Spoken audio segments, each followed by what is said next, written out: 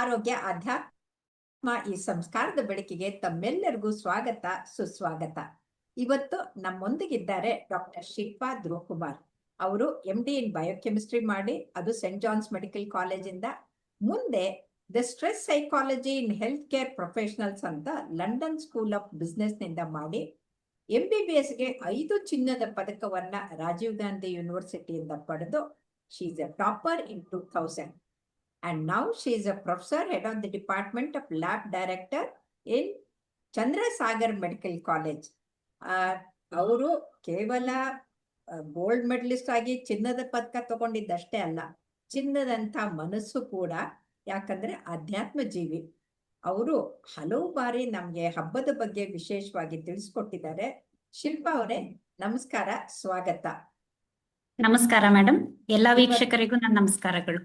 ಧನ್ಯವಾದಗಳು. ಈಗ 21ನೇ ತಾರೀಕು ಆಗಸ್ಟ್ ಶುಕ್ರವಾರ ವರಮಹಾಲಕ್ಷ್ಮಿ ಹಬ್ಬವನ್ನ ಆಚರಿಸ್ತಾ ಇದ್ದೀವಿ. ಎಷ್ಟೋ ಜನರಿಗೆ ಕನ್ಫ್ಯೂಷನ್ ಇತ್ತು 21 28 ಅಂತ. ಯಾಕಂದ್ರೆ 28ಗೆ 9:48 ಶುಕ್ಲ ಪಕ್ಷ ಮುಗಿದು ಹೋಗ್ಬಿಡುತ್ತೆ. ಕೃಷ್ಣ ಪಕ್ಷದಲ್ಲಿ ಪೂಜೆ ಮಾಡಕ್ ಆಗೋದಿಲ್ಲ. ಹಾಗಾಗಿ 21ನೇ ತಾರೀಕಿಗೆ ಎಲ್ರೂ ಮಾಡ್ತಾ ಇದ್ದಾರೆ. ನಾನು ಕೂಡ ಮಗಳು ಮೊಮ್ಮಕ್ಕಳ ಜೊತೆಗೆ ಮಾಡ್ತಾ ಇದ್ದೀವಿ. ಮುಖ್ಯವಾಗಿ ಎಲ್ರು ಏನ್ ಅನ್ಕೊಳ್ತಾರೆ, ವರಮಹಾಲಕ್ಷ್ಮಿ ಅಂತಂದ್ರೆ ಸಂಪತ್ತಿಗೆ ಹಣಕ್ಕಾಗಿ ಮಾಡೋ ಪೂಜೆ ಅಂತ ಅನ್ಕೊಂಡಿದ್ದಾರೆ. ಅದು ತಪ್ಪು ಕಲ್ಪನೆ. ಯಾಕಂದ್ರೆ ಹೆಣ್ಮಕ್ಳು ಪೂಜೆ ಮಾಡಿದಾಗ ಆ ತಾಯಿಗೆ ಬೇಡ್ಕೊಂಡಾಗ, ವರ ಬೇಡ್ಕೊಂಡಾಗ ತಾಯಿ ಬರೀ ಸಂಪತ್ತಲ್ಲ, ಆರೋಗ್ಯ ಸಂಪತ್ತು, ನೆಮ್ಮದಿ ಸಂಪತ್ತು, ಸುಖ ಶಾಂತಿಯ ಸಂಪತ್ತು, ಸಮೃದ್ಧಿಯ ಸಂಪತ್ತು ಎಲ್ಲವನ್ನ ಕೊಡುವಂತ ಆ ಮಹಾಲಕ್ಷ್ಮಿಗೆ ಬೇಡ್ಕೊಳ್ತಾರಲ್ಲ, ಅದ್ರ ಬಗ್ಗೆ, ಆ ವ್ರತದ ಬಗ್ಗೆ ನಮ್ಗೆ ದಯವಿಟ್ಟು ತಿಳಿಸ್ಕೊಡಿ. ಖಂಡಿತ ಮೇಡಮ್. ವರಮಹಾಲಕ್ಷ್ಮಿ ಹಬ್ಬದ ಶುಭಾಶಯಗಳು ತಮಗೂ ಹಾಗೂ ಎಲ್ಲ ವೀಕ್ಷಕರಿಗೂ.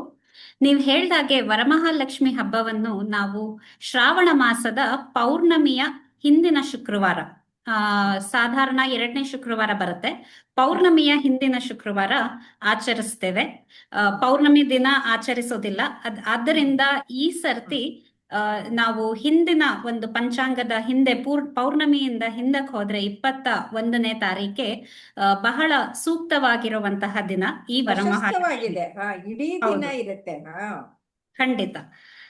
ವರಮಹಾಲಕ್ಷ್ಮಿ ಅನ್ನೋ ಹಾಗೆ ನಮ್ಗೆಲ್ಲರಿಗೂ ಅಷ್ಟಲಕ್ಷ್ಮಿಗಳು, ಲಕ್ಷ್ಮಿಯ ರೂಪವನ್ನು ಆ ತಾಯಿ ಮಹಾಲಕ್ಷ್ಮಿ ತಾಳಿದ್ದಾಳೆ. ಧೈರ್ಯ ಲಕ್ಷ್ಮಿ ಆಗ್ಬೋದು, ಸಂತಾನ ಲಕ್ಷ್ಮಿ ಆಗ್ಬೋದು. ಇದೆಲ್ಲಾ ಅಷ್ಟಲಕ್ಷ್ಮಿಯ ಪೂಜೆನು ಈ ವರಮಹಾಲಕ್ಷ್ಮಿಯ ಹಬ್ಬದಂದು ಮಾಡಿದ ಹಾಗೆ ಆಗುತ್ತೆ. ವರ ಅಂದ್ರೆ ನಮಗ್ ಗೊತ್ತಿರೋ ಹಾಗೆ ನಾವು ಕೇಳಿದ್ದನ್ನು ಕೊಡುವ, ಬೇಡ್ಕೊಳ್ತೀವೋ ಅದನ್ನ ಕೊಡೋದು ತಾಯಿಯಿಂದ. ಹೌದು.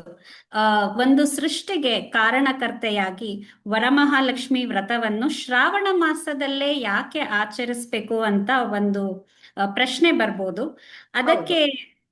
ಅದಕ್ಕೆ ಒಂದು ಕರಾರುವಕ್ಕಾಗಿ ವೇದಗಳಲ್ಲಿ ಇಲ್ಲ, ಆದರೆ ಪುರಾಣಗಳಲ್ಲಿ ನಮಗೆ ಮಾಹಿತಿ ಸಿಕ್ಕಿರೋ ಹಾಗೆ ಪುರಾಣದಲ್ಲಿ ಶ್ರಾವಣ ಮಾಸದಲ್ಲಿ ಸ್ವತಃ ಶಿವನೇ ಪಾರ್ವತಿಗೆ ಹೇಳ್ಕೊಟ್ಟ ಅನ್ನೋದು ಕಥೆ ಇದೆ ಅಲ್ವಾ? ಖಂಡಿತ. ಉಮಾಮಹೇಶ್ವರ ಸಂವಾದ ಅಂತ ಇದೆ.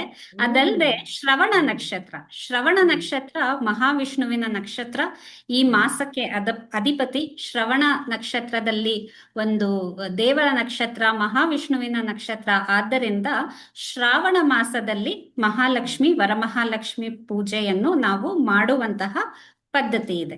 ನೀವ್ ಹೇಳ್ದ ಹಾಗೆ ಇದಕ್ಕೆ ನಾವ್ ಎಲ್ಲಾ ಒಂದು ಹಬ್ಬಗಳಿಗೂ ನಮ್ಗೆ ಒಂದು ಕತೆ ಇದೆ. ಪುರಾಣಗಳಲ್ಲಿ ಕತೆಗಳ ಮೂಲಕ ನಮ್ಮ ಹಿರಿಯರು, ಅಜ್ಜ ಅಜ್ಜಿಯರು ಕೇವಲ ಈ ವ್ರತವನ್ನು ಹಿಂಗ್ ಮಾಡ್ಬೇಕು ಅಂತ ಎಲ್ಲೂ ಬರ್ದಿಲ್ಲ. ಎಲ್ಲಾ ಹಬ್ಬಗಳಿಗೂ ಒಂದು ಕಥೆಯನ್ನು ಬರೆದು ಆ ಕಥೆಯ ಮೂಲಕ ಈ ಹಬ್ಬವನ್ನು ಆಚರಿಸಬೇಕು ಅಂತ ನಮ್ಮ ಪರಂಪರೆಯನ್ನ ಹಾಗೇ ತಗೊಂಡ್ ಬಂದಿದ್ದಾರೆ ಸಹಸ್ರಾರು ವರ್ಷದಿಂದ. ಹೌದು, ಖಂಡಿತ. ಹಾಗೆ ವರಮಹಾಲಕ್ಷ್ಮಿ ಹಬ್ಬಕ್ಕೂ ಕೂಡ 1 ಅಥವಾ 2 ಕಥೆಗಳು ಇದೆ. ಒಂದು, ಇದು ನೀವು ಹೇಳ್ದ ಹಾಗೆ ಸಾಕ್ಷಾತ್ ಪರಶಿವನೇ ಪಾರ್ವತಿ ದೇವಿಗೆ ಹೇಳುವಂತಹ ಒಂದು ಸಂವಾದ. ಮಗಧ ದೇಶದಲ್ಲಿ ಒಬ್ಳು ಭಕ್ತಳಿರ್ತಾಳೆ, ಚಾರುಮತಿ ಅಂತ.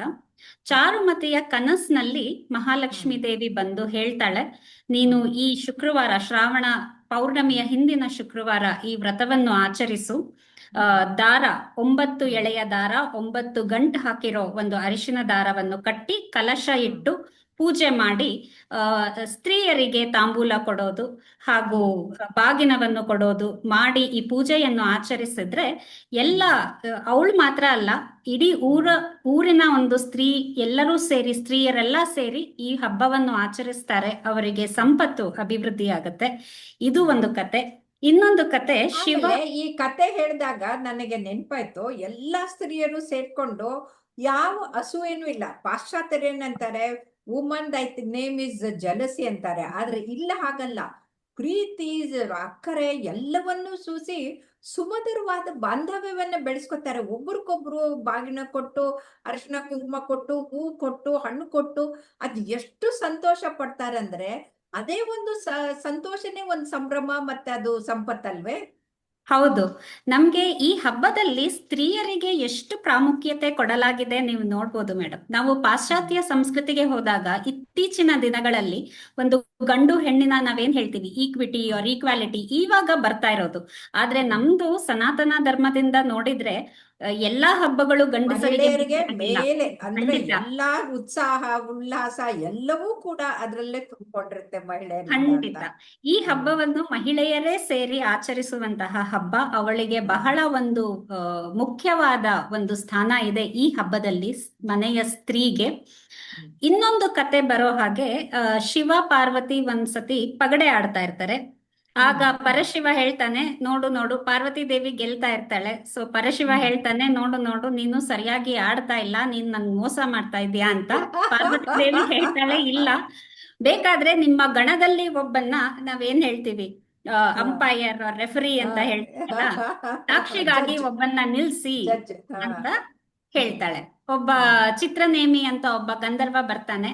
ಆಮೇಲೆ ಆಟ ಮುಂದುವರಿಸ್ತಾರೆ. ಆಮೇಲೆ ಪರಶಿವ ಕೇಳಿದಾಗ ಅವನು ಶಿವನ್ ಕಡೆನೆ ಸ್ವಲ್ಪ ವಾಲ್ತಾನೆ, ಇಲ್ಲ ಇಲ್ಲ ನೀವ್ ಹೇಳೋದ್ ಸರಿ ಅಂತ. ಪಾರ್ವತಿ ದೇವಿಗೆ ಕೋಪ ಬಂದು ಶಾಪ ಕೊಡ್ತಾಳೆ. ಆಮೇಲೆ ಇದೆಲ್ಲ ಒಂದು ನಮ್ಗೆ ಏನ್ ಹೇಳ್ತೀವಿ, ಒಂದು ನಿಮಿತ್ತ ಮಾತ್ರ. ಅವನ್ಗೆ ಶಾಪ ಕೊಟ್ಟು ಆ ಶಾಪದಿಂದ ಕುಷ್ಠರೋಗದಿಂದ ನೀನು ಇದ್ ಮಾಡ ಕುಷ್ಠರೋಗ ಬರ್ಲಿ ನಿನ್ಗೆ ಅಂತ ಹೇಳ್ತಾಳೆ. ಅವನು ಮತ್ತೆ ಬಂದು ಕೇಳ್ಕೊಳ್ತಾನೆ ಕ್ಷಮಾಪಣೆ. ಹೇಳ್ತಾಳೆ, ನೀನು ಹೋಗಿ ಅಲ್ಲಿ ಭೂಲೋಕದಲ್ಲಿ ಸ್ತ್ರೀಯರೆಲ್ಲ ಸೇರಿ ಮಹಾಲಕ್ಷ್ಮಿ ಪೂಜೆಯನ್ನ ಆಚರಿಸ್ತಾ ಇರ್ತಾರೆ, ನೀನೇನೋ ಆಚರಿಸೋದ್ ಬೇಡ, ಅದನ್ನ ಸುಮ್ನೆ ನೋಡು, ನಿಂತ್ಕೊಂಡು ಶಾಪ ಪರಿಹಾರ ಆಗತ್ತೆ ಅಂತ. ಹೌದು, ಖಂಡಿತ.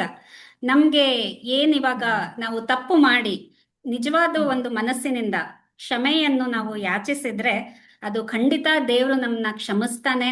ಅದನ್ನು ನಾವು ಹೇಗೆ ನಡೆದುಕೊಳ್ಬೇಕು ಜೀವನದಲ್ಲಿ ಅಂತ ಹೇಳುವಂತಹ ಒಂದು ಪದ್ಧತಿಯನ್ನು ಎಲ್ಲಾ ಒಂದೊಂದು ಹಬ್ಬಕ್ಕೆ ಒಂದೊಂದು ರೀತಿಯ ಕಥೆಗಳನ್ನು ಹೇಳಿ ಈ ತರ ನಮ್ಮ ಹಿರಿಯರು ನಮಗೆ ತಂದು ಕೊಟ್ಟಿದ್ದಾರೆ. ಹಾಗಾಗಿ ಅಂದ್ರೆ ಇದಕ್ಕೆ ಈ ಆಧ್ಯಾತ್ಮಿಕವಾಗಿ ಒಂಥರ ಸ್ಪಿರಿಚುವಲ್ ಆಗಿ ನಾವು ನೋಡಿದ್ರೆ ಇದು ಬರೀ ಸಂಪತ್ತು ಸಮೃದ್ಧಿಗೆ ಇದಕ್ಕೆ ಒಂದು ಏನಂತೀರ ಪ್ರಾಪಂಚಿಕ ಅಷ್ಟೇ ಅಲ್ಲ, ಆಧ್ಯಾತ್ಮಿಕವಾಗಿ ಪಾರಮಾರ್ಥಿಕವಾಗಿಯೂ ಅದಕ್ಕೆ ಮಹತ್ವ ಇರ್ಬೇಕಲ್ವಾ? ಖಂಡಿತ. ನಾವು ಮೇಲ್ನೋಟಕ್ಕೆ ನೋಡೋದಾದ್ರೆ ಲಕ್ಷ್ಮಿ ಅಂದ್ರೆ ಐಶ್ವರ್ಯ. ಆದ್ರೆ ಯಾವ ಐಶ್ವರ್ಯ? ಇದು ಒಂದು ಧನ ಮಾತ್ರ ಅಲ್ಲ. ನಾವು ಹೇಳೋ ಹಾಗೆ ಅಷ್ಟಲಕ್ಷ್ಮಿಗಳು ಧಾನ್ಯ ಆಗ್ಲಿ, ಧೈರ್ಯ ಆಗ್ಲಿ, ಸ್ಥೈರ್ಯ, ಸಮೃದ್ಧಿ, ಸಂತಾನ ಎಲ್ಲ ಒಂದು ರೀತಿ ಐಶ್ವರ್ಯನೇ. ನಾವು ಲಕ್ಷ್ಮಿ ಅಷ್ಟೋತ್ತರದಲ್ಲಿ ಕೇಳ್ತೀವಿ, ನಮೋಸ್ತುತೆ ಮಹಾಮಾಯೆ ಶ್ಲೋಕದಲ್ಲಿ ಭಕ್ತಿ ಮುಕ್ತಿ ಪ್ರದಾಯಿನಿ ಅಂತಾನೆ ಇದೆ. ಐಶ್ವರ್ಯ ಅಥವಾ ಚಿನ್ನ ಅದೆಲ್ಲ ಏನು ಇಲ್ಲ, ಭಕ್ತಿ ಹಾಗೂ ಮುಕ್ತಿ ಇದು ಕೂಡ ಒಂದು ಐಶ್ವರ್ಯನೇ. ಹಾಗಾಗಿ ನಾವು ಲಕ್ಷ್ಮೀ ದೇವಿನ ಪೂಜೆ ಮಾಡ್ಬೇಕಾದ್ರೆ ಯಾವತ್ತೂ ಒಂದು ಮೇಲ್ನೋಟಕ್ಕೆ ಕಾಣೋ ಸಂಪತ್ತು ಮಾತ್ರ ಅಲ್ಲ, ಅದು ನಮ್ಗೆ ಜೀವನ ಮಾಡ್ಲಿಕ್ಕೆ ಅವಶ್ಯಕತೆ ಇದೆ. ಆದರೆ ಅದನ್ನ ಕೂಡ ಭಕ್ತಿ ಮುಕ್ತಿ ಕೂಡ ಬಹಳ ಮುಖ್ಯ ಅಂತ ತೋರಿಸ್ಕೊಡುತ್ತೆ. ಖಂಡಿತ ಅದೇ ನಮ್ಗೆ ನಿಜವಾದ ಸಂಪತ್ತು. ಆರೋಗ್ಯ ಆಗಿರ್ಬೋದು, ಭಕ್ತಿ, ಮುಕ್ತಿ, ಸರಿಯಾದ ಜ್ಞಾನ, ಇನ್ನೆಲ್ಲದಕ್ಕೂ ಮೀರಿ ಸರಿಯಾದ ಜ್ಞಾನನೇ ಒಂದು ಐಶ್ವರ್ಯ. ನಮ್ಗೆ ಸರಿಯಾದ ಜ್ಞಾನವನ್ನು ಕೊಡುವ ದೇವತೆಯಾಗಿ ನಾವು ಲಕ್ಷ್ಮೀ ದೇವಿನ ಈ ಹಬ್ಬದಂದು ಪೂಜೆ ಮಾಡ್ಬೇಕು. ಇನ್ನೊಂದು, ಲಕ್ಷ್ಮೀ ದೇವಿನ ಪೂಜೆ ಮಾಡುವಂತ ಹಬ್ಬಗಳು ಒಂದು 3-4 ವೈಭವ ಲಕ್ಷ್ಮಿ ಆಗಿರ್ಬೋದು, ದೀಪಾವಳಿ ದಿನಾನು ಕೂಡ ಪೂಜೆ ಮಾಡ್ತಾರೆ.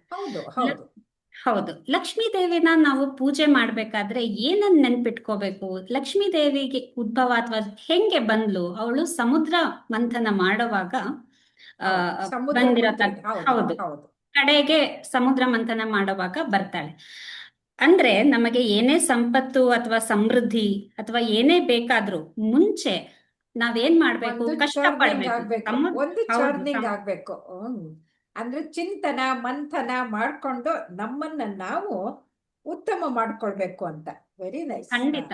ಯಾವುದೇ ನಮ್ಗೆ ಅಷ್ಟು ಸಲೀಸಾಗಿ ಬಂದ್ಬಿಡೋದಿಲ್ಲ. ಲಕ್ಷ್ಮಿ ಇಲ್ಲ. ಬರ್ಬೇಕಾದ್ರೂ ಕೂಡ ಸಮುದ್ರ ಮಂಥನ ಏನು ಸುಲಭದ ಕಾರ್ಯ ಆಗಿರ್ಲಿಲ್ಲ. ಹೌದು. ನಮ್ಗೆಲ್ಲ ಗೊತ್ತಿರೋ ಹಾಗೆ ದೇವತೆಗಳು ದಾನವರು ಸೇರಿ ಕಷ್ಟಪಟ್ಟು ವಿಷ್ಣುವಿನ ಸಹಾಯ ತಗೊಂಡು ಎಷ್ಟೋ ಯುಗಗಳ ಕಾಲ ಮಂಥನ ಮಾಡಿ ಮೊದ್ಲಿಗೆ ಬಂದು ಎಷ್ಟೋ ಕೆಟ್ಟದೇ ಬರುತ್ತೆ, ವಿಷ ಮತ್ತೆ ಹೌದು, ಹಾಲಾಹಲ. ವಿಷ ಹಾಲಾಹಲ ಬಂದ್ಬಿಡುತ್ತೆ. ಹೌದು. ಹೌದು, ಅದೆಲ್ಲ ಬಂದ ಮೇಲೇನೆ ಲಕ್ಷ್ಮೀ ದೇವಿ ಬರೋದು. ಹಾಗಾಗಿ ನಾವೇನ್ ನೆನ್ಪಿಟ್ಕೋಬೇಕು ಅಂದ್ರೆ, ಜೀವನದಲ್ಲಿ ನಮ್ಗೇನೇ ಕಷ್ಟ ಬಂದ್ರು ಅದನ್ನ ನಾವು ಧೈರ್ಯದಿಂದ ಎದುರಿಸಿ ಆ ಲಕ್ಷ್ಮೀ ದೇವಿಯ ಅನುಗ್ರಹದಿಂದ ನಾವು ನಮ್ಮ ಕೈಲಾದಷ್ಟು ಏನು ನಾವು ನಮ್ಮ ಕೆಲಸ ಕಾರ್ಯಗಳನ್ನು ಮಾಡಿಕೊಂಡು ಧೃತಿಗೆಡದೆ ಧೈರ್ಯವಾಗಿ ಎದುರಿಸಿ ಆಮೇಲೆ ನಮಗೆ ಸಂಪತ್ತು ಸಮೃದ್ಧಿ ಖಂಡಿತ ಖಂಡಿತ ನಮ್ಗೆ ದೊರಕುತ್ತೆ. ಅದಕ್ಕೆ ಯಾವುದೇ ನಮ್ಗೆ ಭಾಗ್ಯ ಆಗ್ಲಿ ಸಮೃದ್ಧಿ ಆಗ್ಲಿ ಸಲೀಸಾಗಿ ದೊರಕೋದಿಲ್ಲ. ಕಷ್ಟಪಟ್ಟು ನಂತರವೇ ನಮಗೆ ಈ ಯೋಗಗಳು ದೊರಕುವುದೆಂದು ಈ ಹಬ್ಬದ ಮೂಲಕ ನಾವು ಲಕ್ಷ್ಮೀ ದೇವಿಯನ್ನು ಯಾವಾಗ್ಲೇ ಪೂಜೆ ಮಾಡ್ಬೇಕಾದ್ರೂ ಇದೊಂದು ಮನಸ್ಸಲ್ಲಿಟ್ಕೊಂಡು ಒಂದು ತುಂಬಾ ನಿಷ್ಠೆಯಿಂದ ಭಕ್ತಿಯಿಂದ ಪೂಜೆ ಮಾಡಿದ್ರೆ ಖಂಡಿತ ಆ ದೇವಿ ನಮ್ಗೆ ಒಲಿತಾಳೆ. ಎಷ್ಟು ಚೆನ್ನಾಗಿ ಹೇಳಿದ್ರಿ ಅಂದ್ರೆ, ನೋಡಿ, ನೋಡಕ್ಕೆ ಎಲ್ರಿಗೂ ಇದು ಅಲಂಕಾರ ಮಾಡಿ ಅಷ್ಟು ಸುಂದರವಾದ ಮುಖ ಇಟ್ಕೊಂಡು ಎಲ್ಲ ಮಾಡಿದಾಗ ಬರೀ ದುಡ್ಡು ಕೇಳಕ್ಕೆ ಹಣಕ್ಕೆ ಇವರು ಪೂಜೆ ಮಾಡ್ತಾ ಇದಾರೆ ಅಂತ ಅನ್ಸುತ್ತೆ. ಆದ್ರೆ ಇಲ್ಲಿ ನೋಡಿ, ಭಕ್ತಿ ಮುಕ್ತಿಯ ಜೊತೆಗೆ ಒಂದು ಸುಮಧುರವಾದಂತ ಸಂಬಂಧ. ಎಲ್ಲ ಮಹಿಳೆಯರು ಸೇರ್ಕೊಂಡು ಎಷ್ಟು ಸಡಗರ ಸಂಭ್ರಮ ಅಂದ್ರೆ ತಮ್ಮ ಕಷ್ಟಗಳನ್ನೆಲ್ಲ ಮರೆತು ಬಿಡ್ತಾರೆ. ಆ ಕಷ್ಟಗಳನ್ನ ಮರೆತು ಮೆಟ್ಟಿ ನಿಂತು ಅವರು ಸಂತೋಷವಾಗಿರೋದನ್ನ ಕರೆಯೋದಿದೆಯಲ್ಲ, ಇದು ವರಮಹಾಲಕ್ಷ್ಮಿ ಹಬ್ಬದ ಮಹತ್ವ ಅಂತ ಹೇಳ್ಬೋದು. ತುಂಬಾ ಚೆನ್ನಾಗಿ ಹೇಳ್ಕೊಟ್ರಿ ಶಿಲ್ಪಾ ಅವರೇ. ತುಂಬಾ ಧನ್ಯವಾದಗಳು. ನಾವಿಬ್ರು ಸೇರ್ಕೊಂಡ್ಬಿಟ್ಟು ಸಮಸ್ತ ಕನ್ನಡಿಗರಿಗೆ, ಎಲ್ಲಾ ಮಹಿಳೆಯರಿಗೂ, ಎಲ್ಲರ ಕುಟುಂಬದವ್ರಿಗೂ ನಾವು ವರಮಹಾಲಕ್ಷ್ಮಿ ಹಬ್ಬದ ಶುಭಾಶಯಗಳನ್ನ ಹೇಳೋಣ. ನಮಸ್ಕಾರ. ನಮಸ್ಕಾರ. ನಮಸ್ಕಾರ.